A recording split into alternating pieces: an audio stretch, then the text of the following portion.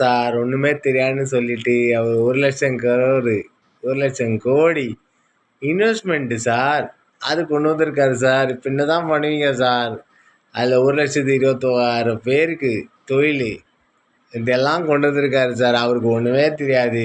ஏன் என்னது அரசியலே தெரியாது, என்ன பேசணும் தெரியாது. ஆனால் உங்களை வச்சு நல்லா செய்ய தெரியும்.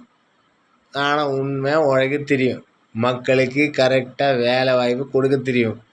தமிழ்நாட்டுக்கு வெற்றி தமிழ்நாடு எப்படி காமிக்கணும்னு தெரியும். அதே பேரை வச்சு அனௌன்ஸ் பண்ணியிருக்காரு. இப்போ சொல்லுங்கள் சார், அவருக்கு தெரியாதா சார்? 100 நாள்லேயே ட்ரெய்லர் காட்டுறாரு சார். மெயின் பிக்சர் பயங்கரமாக இருக்கும். நன்றி, வணக்கம்.